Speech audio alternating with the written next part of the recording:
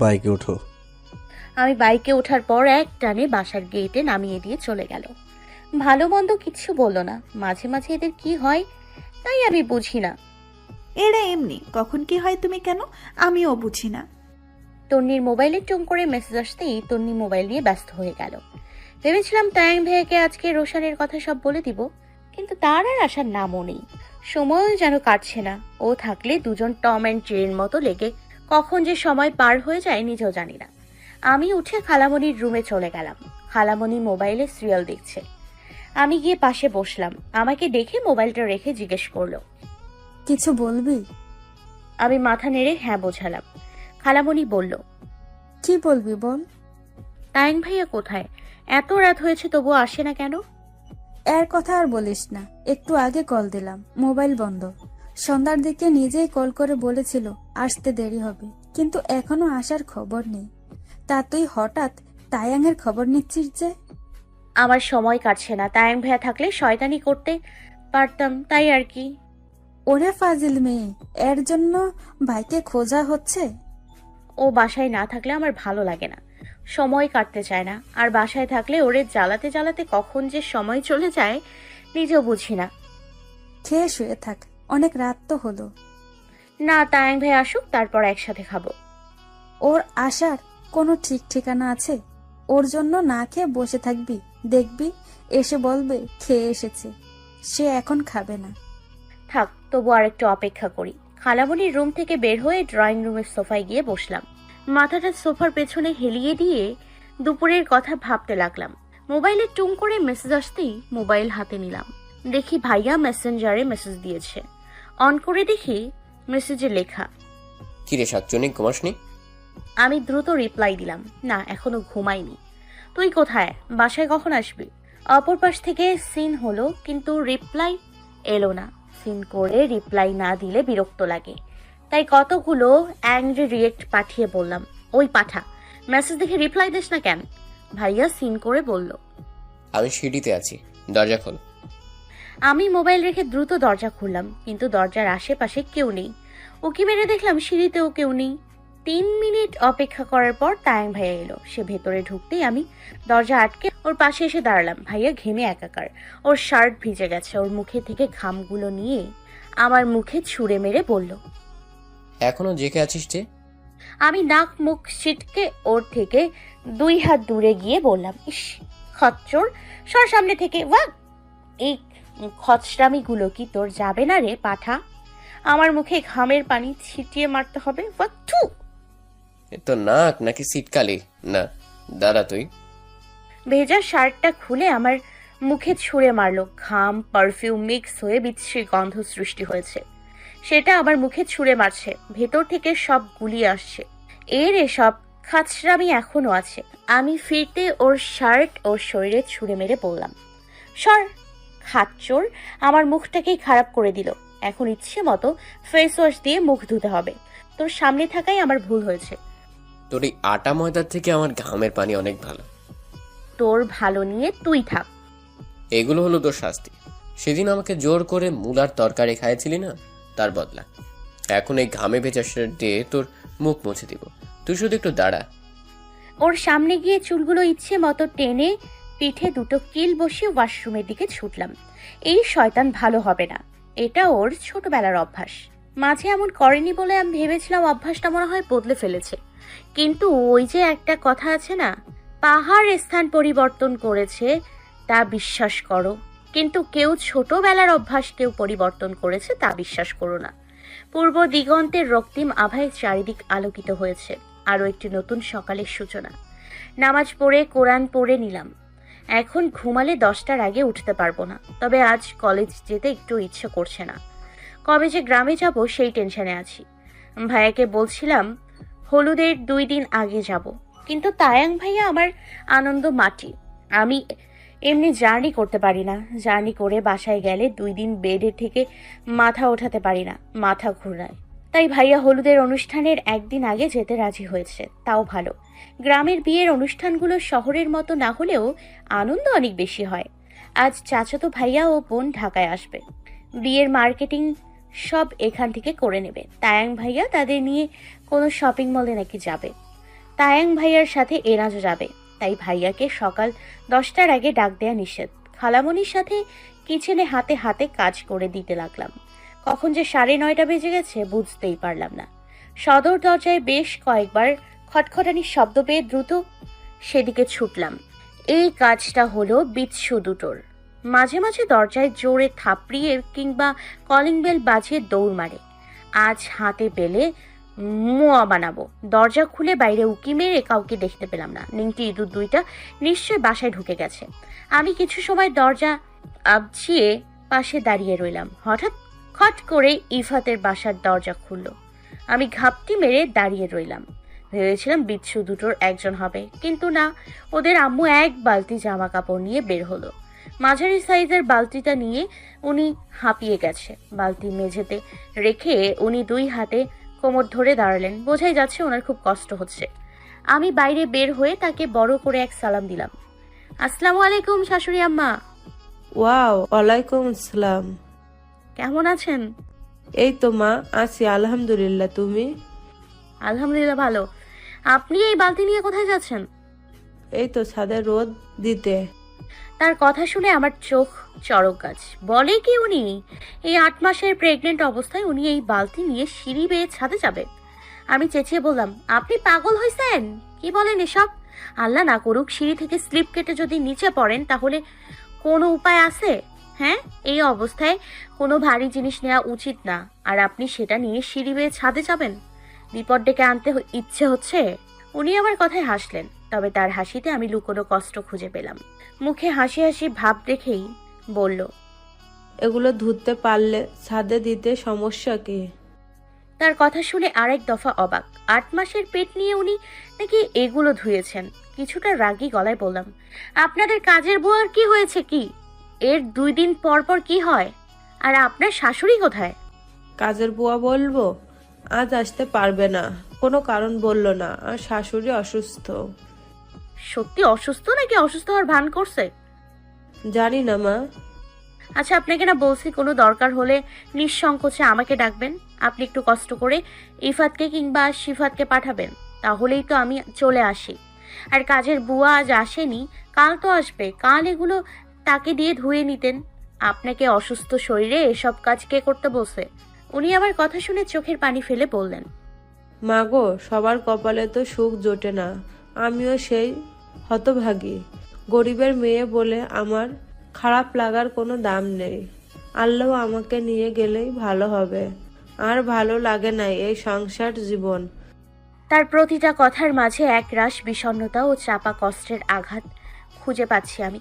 সামনে গিয়ে 2 চোখের পানি মুছে দিয়ে বললাম, বাচ্চাদের মতো কান্না করেন না তো। নিশ্চয় আল্লাহ কষ্টের পর সুখ রেখেছেন। আমার কথায় উনি তাচ্ছিল্যের হাসি দিয়ে আফসোসের সুরে বলল, আর সুখ? আমাকে বালতিটা দিন, আমি ছাদে জামা কাপড় মেলে দিয়ে আসি। আর কখনো এসব ভারী বালতি নিয়ে ছাদে যাওয়ার কথা একদম চিন্তা করবেন না। দরকার পড়লে কোনো লজ্জা না পেয়ে আমাকে ডাকবেন। শাশুড়ির এতটুকু সাহায্য না করতে পারলে কেমন বড় বউ হলাম আমি? আমার কথা শুনে ওনার কান্না মাখা মুখে এক চিলতে প্রশান্তির হাসি ফুটে উঠল। সেটাই আমাকে মুগ্ধ করলো। আমি তার হাতের কাছ থেকে বালতিটা নিয়ে হাসি মুখে বললাম, যান, নিজের রুমে গিয়ে বিশ্রাম করুন। আমি ছাদে জামা কাপড় রোদ দিয়ে আসছি। আপনার শাশুড়ির সাথে আমার কিছু কথা আছে। ভেবেছিলাম কিছু বলবো না, কিন্তু এখন দেখছি চুপ করে থাকাটাই আমার সবচেয়ে বড় ভুল। না না, তুমি তাকে কিছু বলো না। আপনি ভয় পেন না তো, যাতে সাপও মরবে লাঠিও ভাঙবে না। উনি বাসার ভেতর ঢুকে পড়লেন। আমি একটা দীর্ঘশ্বাস ছেড়ে বালতি নিয়ে ছাদে চলে গেলাম। জামা কাপড় দড়িতে মেলে খালি বালতি নিয়ে ইফাতদের ফ্ল্যাটে চলে গেলাম। দরজা আগে থেকে খোলা ছিল। আমি বালতিটা ওয়াশরুমের সামনে রেখে ইফাতের দাদির রুমে গিয়ে উকি দিলাম। ইফাতের দাদা এমন সময় বাসায় থাকে না, চালের আড়তে ঢু মারতে যায়। ওর দাদি সম্ভবত ওয়াশরুমে গিয়েছে। আমি তাই চুপটি করে খাটে বসে এদিক সেদিক দেখতে লাগলাম। হঠাৎ পেছন থেকে ইফাত আমাকে নাম ধরে ডাকলো। নুবা। আমার নামের বিকৃত উচ্চারণ শুনে কপাল কুঁচকে ইফাতের দিকে তাকালাম। দিল রে দিল, এই নেংটি দুঃশেষ পর্যন্ত আমার নামটারও মান ইজ্জত মেরে দিল। আমি রাগী চোখে একবার ইফাতের দিকে তাকাতেই ইফাত আবার মুখ কুচো মুচো করে ডাকলো, নুবা, ও নুবা, আমার নুবা। আমি ইফাতের দিকে কটমট করে তাকিয়ে নিজের কপালে জোরে একটা চাপড় মারলাম। নোবা বললেও একটা কথা ছিল, তা না বলে নুবা। আম্মু খুব শখ করে শিশুদের নামের বই থেকে আমার নাম রেখেছিল নোভা। এটা একটা বিদেশি নাম যার অর্থ নক্ষত্র। আম্মুর ধারণা ছিল আমি নক্ষত্রের মতো জলজল করবে, কিন্তু এখন তার ভাষ্য মতে আমি নক্ষত্রের মতো জলজল করা তো দূরেই থাক, তারার মতো মিটমিটও করি না। আরেকটা নাম আছে আমার, যেটা সংক্ষিপ্ত হলো রাই। এই নামে আমায় খুব কম মানুষই ডাকে, কিন্তু আজকে ইফাত আমার নামের পুরো দফা রফা করে দিল। আমি ওর দিকে খাইয়া ফেলামো লুক দিয়ে হাতের ইশারায় সামনে আসতে বললাম। ও মাথা নাড়িয়ে বলল, আসবো না। এখন আসলে তুমি আমাকে মারবে। না আসলে আরো বেশি মারবো। জলদি এদিকে আয়। আমার এই নতুন নাম তুই পেলি কোথায়? আমি বানাইছি। তা আকিকা দিছিস? আমার নাম রাখছিস নতুন করে, আর আকিকা দিবি না? তুই এদিকে আয়, তোর সাথে আমার কথা আছে। বিচ্ছু পোলা আমার নামটাকে পুরো মান সম্মান শেষ করে দিল। ইফাত দাঁত কেলিয়ে আবারও মাথা নাড়ল। আমি উঠে ওর দিকে যাওয়ার আগেই দৌড়ে পালালো। তখনই খট করে ওয়াশরুমের দরজা খুলে গেল। ইফাতের দাদি বের হতেই আমি ভুবন ভুলানো এক হাসি দিয়ে তাকে লম্বা সালাম দিলাম। আসসালামু আলাইকুম দাদি, কেমন আছেন? আরে বড় নাতির বউ যে, ওয়ালাইকুম আসসালাম। আল্লাহ রাখছে ভালোই। তুমি কেমন আছো? আল্লাহর রহমতে এবং আপনাদের দোয়ায় আলহামদুলিল্লাহ। তা আপনার শরীর ভালো আছে তো? আছে কোনো রকম। হঠাৎ আমার কাছে? আমি হঠাৎ হঠাৎই আসি, হুট করে এসে কাউকে চমকে দিতে আমার ভালোই লাগে। আন্টি বলল আপনার শরীরটা নাকি ভালো না, তাই আপনাকে দেখতে এলাম। উনি একটু হেসে ওয়ার্ড্রপের ওপর থেকে পানের বাটা নিয়ে খাটে বসলেন। আবার একটা গুণ আছে, এটাকে ভালো গুণই বলে। গুণটা হলো যে যেরকম তার সাথে আমি সেরকম ভাবেই মিশতে পারি। তার মনের মতো হয়ে খুব কম সময়ে তার মন জয় করার ক্ষমতা আমার আছে, যদি আমি চাই তাহলে। নয়তো না। এই যে ধরুন, তেল মারানো মানুষের সাথে তার মন মতো চলতে পারবো, কিপ্টের সাথে থেকে কিপ্টামি করতে পারবো, সুচিবাই মানুষের সাথে তার মন মতো চলে তার মন জয় করতে পারবো। ইফাতের দাদি নিজের প্রশংসা শুনতে ভীষণ পছন্দ করে, সুতরাং এখন তার প্রচুর প্রশংসা করে তাকে ফুলিয়ে আমার কাজ হাতাতে হবে। উনি মনোযোগ দিয়ে পান সাজাচ্ছে। আমি কিছুটা থেমে তাকে বললাম, দাদি একটা পান দিয়েন তো, তবে জর্দা দিয়েন না, জিভা পুড়ে যায় আমার। চুন সামান্য পরিমাণ। আপনার হাতের পান আমার ভীষণ পছন্দ, একবার মুখে দিলে শেষ হয়ে গেলেও মনে হয় এখনো মুখে লেগে আছে। আমি অনেকের হাতের পান খেয়েছি জানেন, কিন্তু আপনার হাতের সাজানো পানের মতো স্বাদ আজ অব্দি কারোরে লাগেনি। আহা! আমার তোষা মতে উনি একেবারে ফুলে ঢোল হয়ে গেল। দ্রুত একটা পান সাজিয়ে আমার দিকে বাড়িয়ে দিয়ে খুশি খুশি মনে বলল, প্রথম দুইবার পিক ফালাই দিবা, ওইগুলার মধ্যে বিষ থাকে। পরের গুলার দেখবা চাবাইতে চাবাইতে মিঠা লাগে, তখন গিল্লা ফালাইও। আমি বিসমিল্লাহ বলে দু চোখ বুঝে পান মুখে পুরলাম। আজকে আমার খাওয়া বন্ধ। পান খেলে গালের মাংস ছিলে যায়। তবে মুখে হাসি হাসি ভাব বজায় রেখে তৃপ্তির ঢেকুর তুলে বললাম, আহা কি স্বাদ! কতদিন পর এত স্বাদের পান খেলাম। আই লাভ ইউ দাদি। লাভ ইউ টু বউ। লাভ ইউ টু শুনতেই চোখ উল্টিয়ে দরজার দিকে তাকাতে দেখলাম ইফাত মুচকি হেসে ওকি মেরে দাঁড়িয়ে আছে। আই লাভ ইউ টু সেই বলেছে। আমি ঠোঁট কামড়ে রাগী ভঙ্গিতে ওকে বললাম, তোর লাভ ইউ টু বের করতেছি, দাঁড়া তুই। আবার ছুটে পালালো। ওর কাণ্ড দেখে আমি ও দাদি দুজনে একসাথে হেসে উঠলাম। আমি বেশি দেরি করতে চাইছি না, সরাসরি কাজের কথায় ঢুকতে চাচ্ছি। বুড়িকে দেখে দিব্যি সুস্থ মনে হচ্ছে, আর উনি নাকি অসুস্থ। আমি ঠিক ধরেছিলাম উনি অসুস্থ হওয়ার ভান করছে। কিছুটা নরম সুরে তাকে জিজ্ঞেস করলাম, কি হয়েছে আপনার দাদি, হঠাৎ অসুস্থ যে? আর বলল না, প্রেসারে মাথা ঘুরায়, খাড়ায় থাকতে পারি না। আমি ব্যস্ত হওয়ার ভঙ্গিতে জিজ্ঞেস করলাম, ও আল্লাহ, বলেন কি? মাথায় তেল দিছেন? না, মাথায় একটু পানি দিয়ে আসলাম। আপনার মাথা ঘুরায় আর আপনি তেল দেননি, এটা কোনো কথা? তেলের বোতল কোথায়? দিন দিন দিন, আমি আপনার মাথায় তেল দিয়ে দিই, এতে মাথাটা একটু ঠান্ডা লাগবে। আরে লাগবো না, তুমি বসো। কোনো কথা শুনছি না আপনার। আমি দ্রুত ওয়ার্ড্রপের ওপর থেকে তেলের বোতল এনে জোর করে ওনার মাথায় তেল দিতে শুরু করলাম। এখন তেল দিয়ে দিব আর নরম সুরে তাকে যদি পারি ডিটারজেন্ট ছাড়া ধুয়ে দিব, নয়তো তাকে পটাবো। উনি মুখে বিরক্তি দেখালেও মনে মনে যে খুশি তা তার কথাই বুঝতে পারছি। মুখে বিরক্তি ভাব রেখে বলল, দেখো তো নাতনির কাণ্ড, এত করে বললাম দিতে না, তবুও শুনলো না। কোনো কথা বললেন না তো। তা দাদি, আপনি জোয়ানকালে নিশ্চয় অনেক সুন্দর ছিলেন, তাই না? নয়তো দাদা কি আর এমনি এমনি রূপসীর পাগল হয়েছে? দাদি লাজুক হেসে তার শৈশব কৈশোরের গল্প জুড়ে দিল। আমিও এটা জিজ্ঞেস করে তার কথা শোনার আগ্রহ প্রকাশ করছি। বৃদ্ধারা কারোর সাথে গল্প করতে ভীষণ পছন্দ করে। একজনকে পেলেই তার সাথে নানা রকম গল্প জুড়ে দেয়। আমি ধীরে ধীরে তেল দিতে দিতে তার অনেক কথা শুনলাম।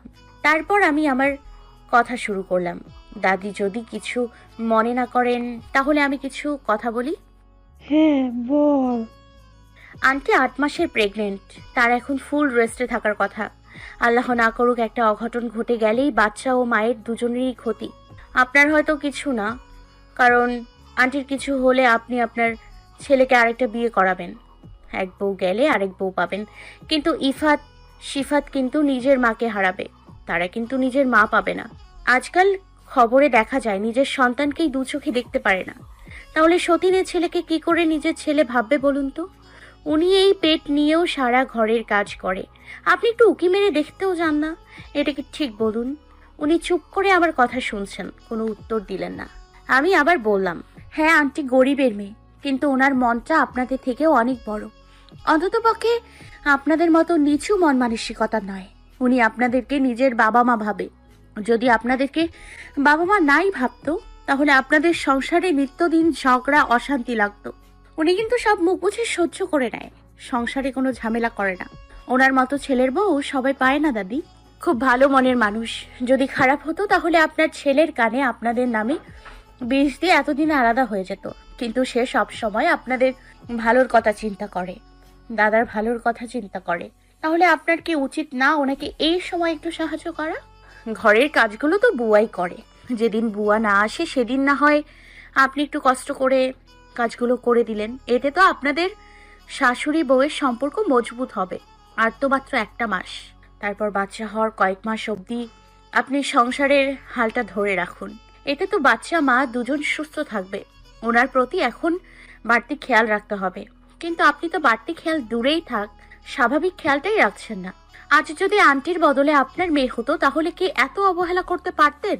ওনাকে না হয় নিজের মেয়ে হিসেবে এতটুকু খেয়াল করুন। বউকে নিজের মেয়ে ভাবতে এত কষ্ট কেন আপনাদের মতো শাশুড়িদের? ওনার উত্তরের পরোয়া না করে আমি একটু থেমে আবার বলতে লাগলাম, আপনি হয়তো ভাবছেন আপনার সময় প্রেগনেন্ট থাকতেও ধান পাট নিয়ে সংসার করেছেন, তাহলে আপনার ছেলের বউ এতটুকু করে কেন সংসার চালাতে পারবে না? আপনাদের সময় আর এখনকার সময় আকাশ পাতাল তফাৎ।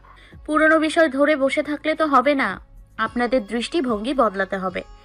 এখনো সময় আছে, ওনার প্রতি একটু যত্নশীল হন। সে তো আপনাদের একটু কেয়ারই চাইছে, টাকা পয়সা তো নয়। সারাদিন প্রেগনেন্ট অবস্থায় সংসার চালিয়ে যাচ্ছে, আপনাদের খেয়াল রাখছে, ছেলে দুটোকে মানুষ করছে। এটাও কি কম? আর কষ্টগুলো কেন করছে সে?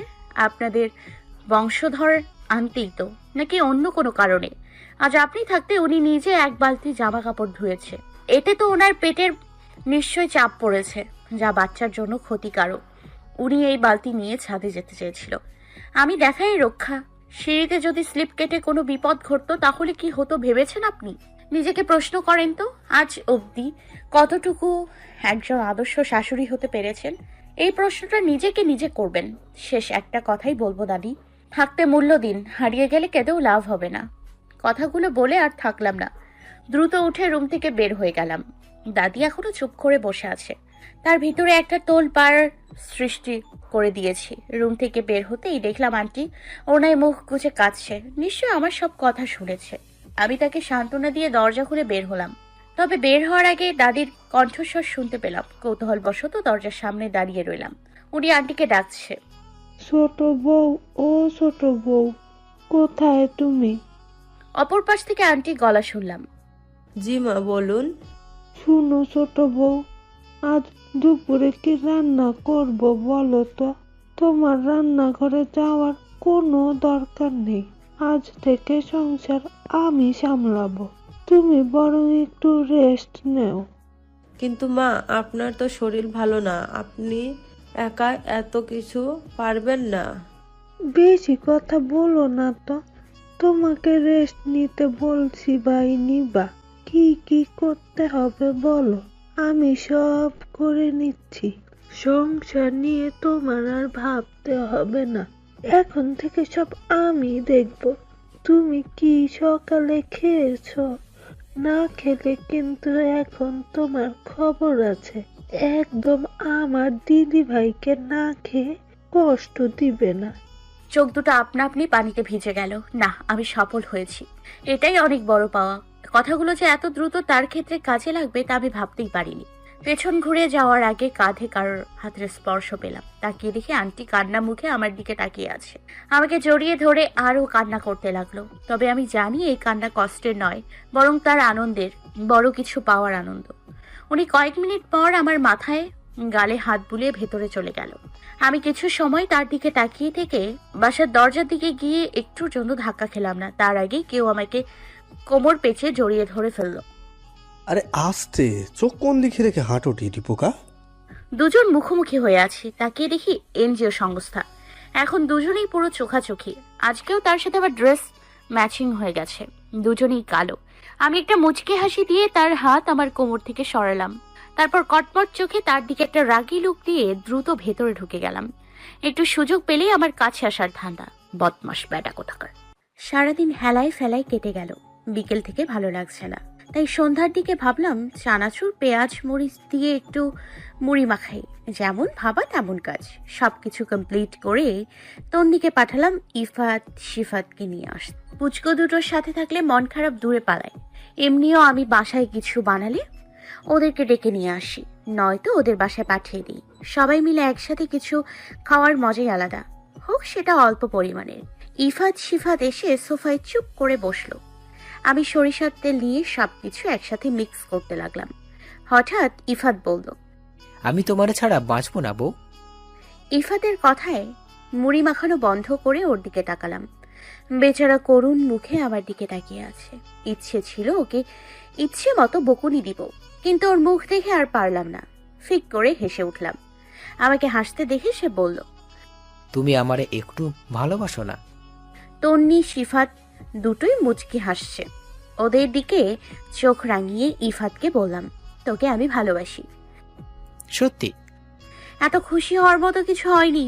আমি তোকে নিজের ছোট ভাইয়ের মতো ভালোবাসি। মনটা ভেঙে দিলা? আহারে, খুব কষ্ট হচ্ছে? অনেক। দেখ নেংটি ইঁদুর, তুই এখন মন দিয়ে পড়াশোনা কর, তাহলে অনেক ভালো ভালো মেয়ে পাবি তুই। কিন্তু পড়াশোনা বাদ দিয়ে আমার পেছনে ঘুরলে কোনো লাভ হবে না। আমার তোমাকেই লাগবে। ধুর ব্যাং, কি বলি আর কি বোঝে। আমি বিরক্তি নিয়ে কথাটা বললাম। শিফাত মুখ টিপে হেসে উঠল।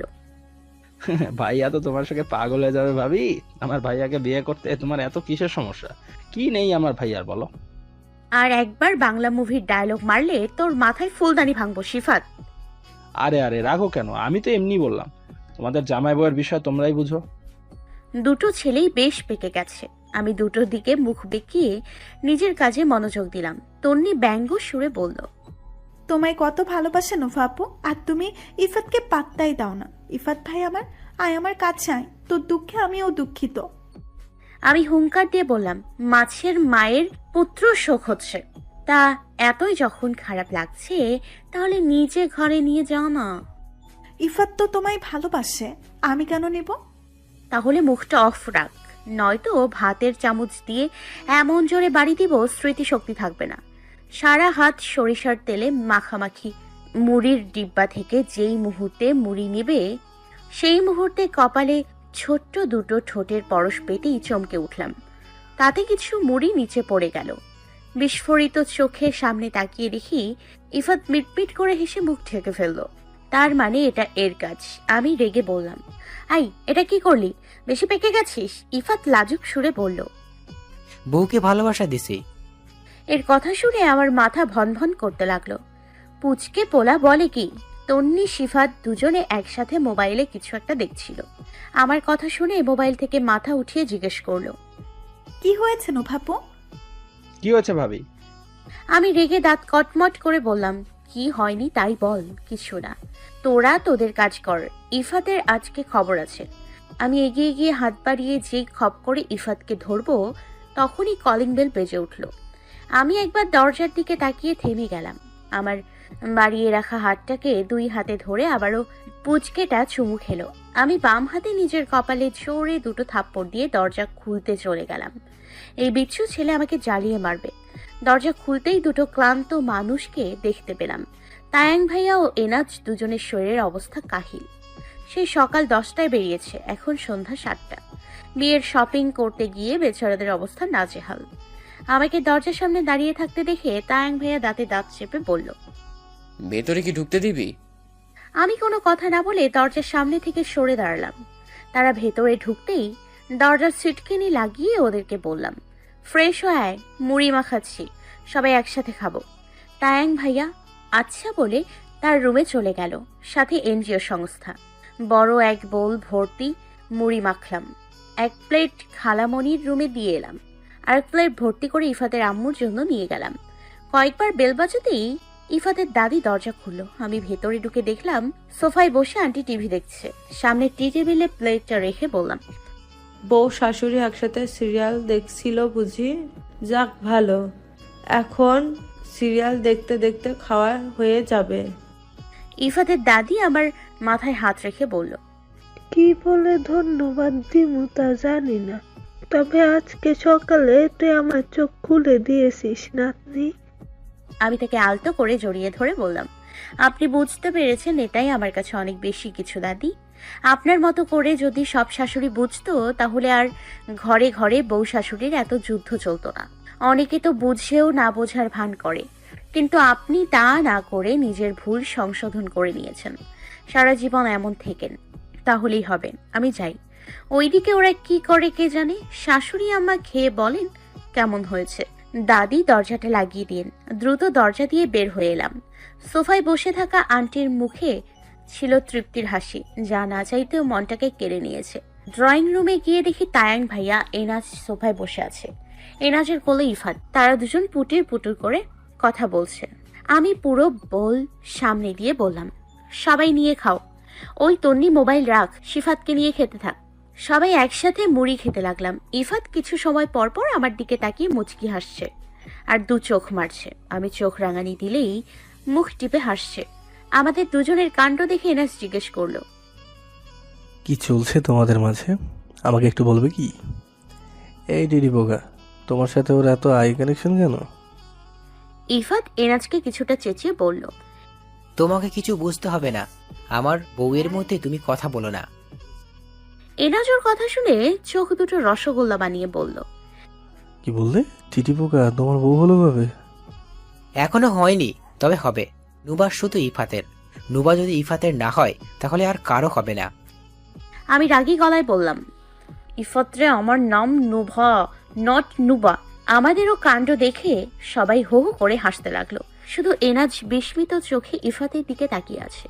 তায়াং ওকে ধাক্কা মেরে বলল, মুখটা বন্ধ করে না, সবে তো শুরু, আরো কত কিছু যে দেখবি।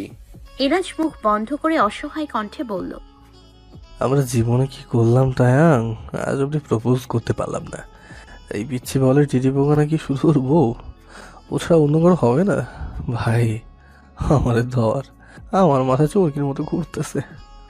ইফাত এনাজের মুখটা নিজের দিকে ঘুরিয়ে বলল, জানো ভাইয়া, আমি ওরে অনেক ভালোবাসি, কিন্তু ও আমারে বোঝে না, শুধু আমার সাথে রাগ দেখায়। ওরে ভালোবেসে একটা কিস দিলেও মানে না, বরং আরো বেশি রাগ যায়। এনাজ আরেক দফা অবাক হয়ে জিজ্ঞেস করলো, তুমি ওকে চুমু খাইছো? হ্যাঁ খাইছি তো।